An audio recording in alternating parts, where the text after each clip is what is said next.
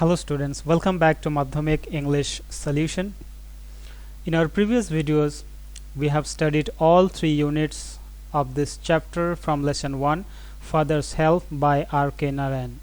Today we will look into the grammar section, but before going ahead, if you missed any videos, any unit we have discussed earlier, then please go through those videos. We have provided link, click on the link and watch the videos and then move on to the current one. আমরা এর আগের ভিডিওগুলোতে এই চ্যাপ্টারের 3টা unit আমরা complete করেছি একের পর এক। আজকে আমরা গ্রামার সেকশনটা দেখে নেব। গ্রামার সেকশনটা আজকে আমরা কমপ্লিট করব। আর হ্যাঁ, যদি এই 3টি ইউনিটের মধ্যে কোনো ভিডিও তোমরা মিস করে থাকো, না দেখে থাকো, তাহলে ডেসক্রিপশন বক্সের মধ্যে লিংক দেওয়া আছে, সেই লিংকে ক্লিক করে যেটা মিস করেছো সেটা দেখে তারপরে তোমরা কারেন্ট ভিডিওটা দেখতে পারো। It will help you to understand better. তাহলে শুরু করা যাক। Grammar in use, exercise number 10। Choose the correct alternative to complete the following sentences. Correct alternative, সঠিক বিকল্পটা চুজ করে সেন্টেন্সগুলোকে কমপ্লিট করতে হবে। নাম্বার এ, এখানে দেওয়া আছে 3টা ওয়ার্ড। অ্যাকচুয়ালি এগুলো একই ভার্বের 3টা ফর্ম। আমরা জানি যে ভার্বের বিভিন্ন ফর্ম হয়ে থাকে, and this is the most challenging thing for the learner. Many learner make mistake. আমরা অনেক সময় ভুল করে থাকি। এটা খুবই ইম্পর্টেন্ট জিনিস, আমাদের কারেক্ট ফর্ম ইউজ করতে হবে। তো দেখে নিই কোনটা সঠিক। Rina take, takes, took the bus to school everyday. সেন্টেন্সটা যদি আমরা ট্রান্সলেট করি, এটার মিনিং এরকম দাঁড়ায়, রিনা প্রতিদিন বাসটা ধরে স্কুলের জন্য। ঠিক আছে, তাহলে which one is the correct option? The middle one, takes. এবারে কেন এই দুইটা বাদ গেল? একই ভার্বের 3টা ফর্ম, টেক, টেক্স, টুক। ঠিক আছে, এবারে এই জিনিসগুলো, এই যে ভার্বের ফর্ম, এগুলো ডিপেন্ড করে টেন্স, সাবজেক্ট, নাম্বার, এই সমস্ত জিনিস অ্যাসোসিয়েটেড থাকে, এগুলো ব্যাপার থাকে। ঠিক আছে, তাহলে দেখে নেই কেন টেক্স নেওয়া হলো আর এই দুইটাকে বাদ দেওয়া হলো। আমরা জানি যে সেন্টেন্সটা এটা প্রেজেন্ট টেন্সের মধ্যে আছে, the took as a past form, তাহলে এটা তো হবেই না। এবারে এই দুইটা টেক অ্যান্ড টেক্স, এই দুইটা প্রেজেন্ট ফর্মের মধ্যে আছে। এবারে এই দুইটার মধ্যে আমাদের যে কোনো একটা নিতে হবে। এবারে টেক নেব না টেক্স নেব, দুইটাই প্রেজেন্ট ফর্মের মধ্যে আছে। এবারে টেক কেন নেওয়া হলো না? আমরা জানি যে সেন্টেন্স যখন প্রেজেন্ট টেন্সের মধ্যে থাকে আর সাবজেক্ট যখন সিঙ্গুলার নাম্বার হয়, তখন মেইন ভার্বের শেষে একটা এস অথবা ইএস অ্যাড হয়। এখানে রিনা এস দ্য সাবজেক্ট আর রিনা সিঙ্গুলার নাম্বারের মধ্যে আছে। ঠিক আছে, তাহলে according to the grammatical rule we have to take this one. আমরা জানি যেহেতু রিনা সাবজেক্ট আর রিনা হচ্ছে singular number, so grammatical rule অনুসারে ভার্বের এটা মেন ভার্ব TAKE, আর রুলস অনুসারে একটা এস অ্যাড হয়েছে, তারপর এটা হলো takes. So this one is the correct option. Move on to the next, B. Last Monday while we was watching, have been watching, were watching the television, the electricity went off. Meaning কি আছে সেন্টেন্সটার? যে গত সোমবারে আমরা যখন TV দেখছিলাম, television দেখছিলাম, তখন ইলেকট্রিসিটি চলে গেছে। এবার 3টার মধ্যে কোনটা কারেক্ট? যেমন আমি বললাম যে ভার্বের ফর্ম ওয়াজ, এটাও কিন্তু একটা ফর্ম, বি ভার্বের একটা ফর্ম, রাইট? তো কী কী জিনিস ম্যাটার করে? এগুলো সাবজেক্ট, সাবজেক্টের নাম্বার, টেন্স, কোন টেন্সে আছে, সেগুলো ব্যবহার করে। এখানে দেখানো যায় যে সাবজেক্ট এখানে ভি ইজ দ্য সাবজেক্ট, আর ভি হচ্ছে প্লুরাল ফর্ম। ঠিক আছে। তাহলে ওয়াজ ওয়াচিং তো হবেই না, কেন হবে না? সিঙ্গুলার নাম্বার হলে হতো, আই ওয়াজ ওয়াচিং, ঠিক আছে, he was watching or Rina was watching, কিন্তু এখানে ভি আছে, ঠিক আছে। তো এটা যখন প্লুরাল ফর্মে আসে তো ভার্বের ফর্মটাও চেঞ্জ হয়ে যাবে, প্লুরাল ফর্মের ভার্ব নিতে হবে। হ্যাভ বিন ওয়াচিং এটা হবে না, কেন হবে না? এখানে টেন্সের ব্যাপার আছে। হ্যাভ বিন তখনই ইউজ করা হয় when the action took place in the past, the action started in the past and still it is going on.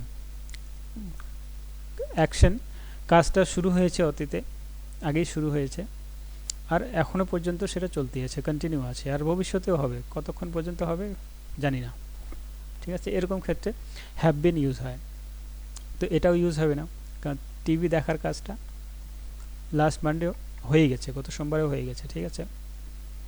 এটা ছিল past continuous tense. So the last option, were watching, this is the right option, এটা use করতে হবে। তাহলে সেন্টেন্সটা কি হবে? Last Monday while we were watching the television the electricity went off. আশা করি বোঝা গেছে। Move on to the next. C. By this time tomorrow they will have left, will have leave, will had left. কোনটা হবে? প্রথমে জেনে নেই সেন্টেন্সটার মানে কি, কি বলা হয়েছে। যদি আমরা মনে করি যে যে সময়টাতে তোমরা ভিডিওটা দেখছো সেটা কোনো একটা সময়, নির্দিষ্ট সময়ে তোমরা দেখছো, যদি তোমরা মনে করো যে তোমার বন্ধু সে ওই সময়টাতেই, আগামীকাল ওই সময়টাতেই কোথাও যাবে, রওনা দেবে, ঠিক আছে, তাহলে তোমরা এরকম বলতে পারো যে কালকে এই সময়টা নাগাদ সে রওনা দেবে বা চলে যাবে, এরকম মিনিং হচ্ছে সেন্টেন্সটার। তাহলে কোনটা ঠিক হবে? will have left, will have leave, will had left, ঠিক আছে। will had left এটা পাস্ট ফর্মে আছে, had তো হবেই না, ঠিক আছে। will have live এটাও হবে না, পার্টিসিপল ফর্ম ইউজ করতে হবে ভার্বের মধ্যে। So the first one is the correct option. তাহলে আমরা সেন্টেন্সটা আমরা পড়ি, by this time tomorrow they will have left, ঠিক আছে। Now let's see exercise 11. Fill in the blanks with appropriate article and prepositions. Again, article and preposition, this is very important. তোমরা এতদিনে যতগুলো ইংলিশ পরীক্ষা দিয়েছো প্রায় সবগুলোতেই 5 থেকে শুরু করে আজ পর্যন্ত যত ইংলিশ পরীক্ষা তোমরা দিয়েছো, আর্টিকেল অ্যান্ড প্রিপোজিশন ছাড়া আমার মনে হয় কোনো পরীক্ষা হয়েছে ফাইনাল পরীক্ষা। যদি সেটা চ্যাপ্টার ওয়াইজ হয়ে থাকে, ইউনিট টেস্ট হয়ে থাকে, সেটা আলাদা ব্যাপার, কিন্তু ফাইনাল এক্সামিনেশন পুরো বইয়ের যখনই কোনো পরীক্ষা হবে, article and preposition is must, হতেই হবে, খুবই ইম্পর্টেন্ট যে কোনো এক্সামে থাকে। তো এগুলো শিখে নেওয়া যাক। Arifa the younger dash the two girls, এখানে দুটো গার্লসের কথা বলা হচ্ছে, দুটো মেয়ের কথা বলা হচ্ছে, তো এখানে আমাদের ইউজ করতে হবে প্রিপোজিশন বিটুইন, তাহলে একটা মিনিংফুল সেন্টেন্স হচ্ছে এখানে।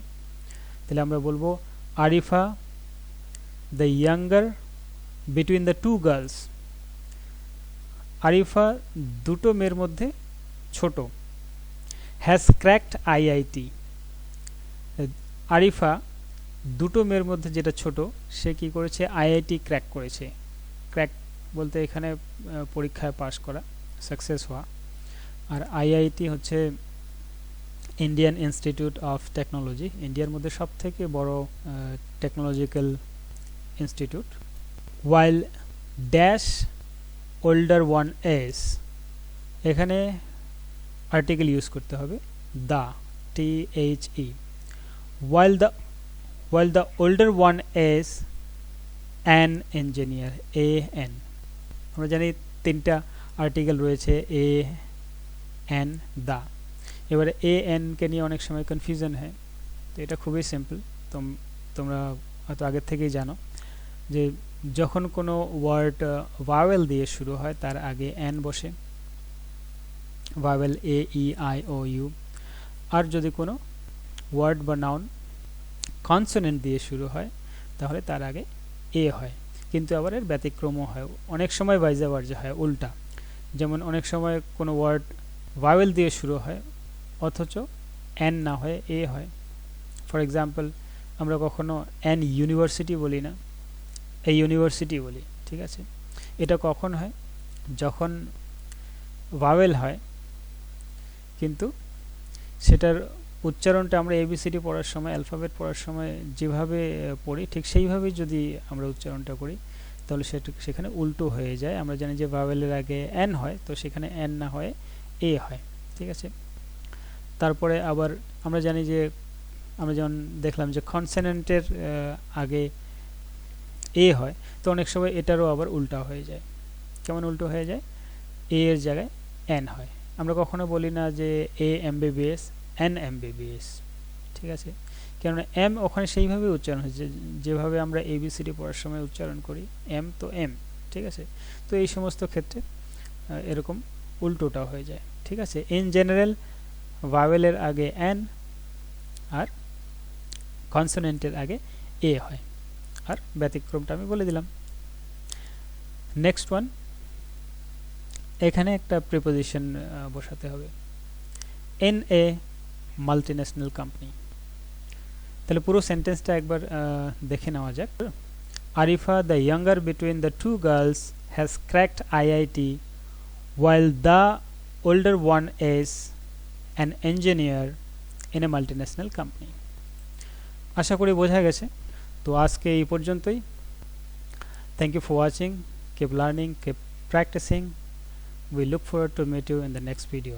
Till then, bye bye.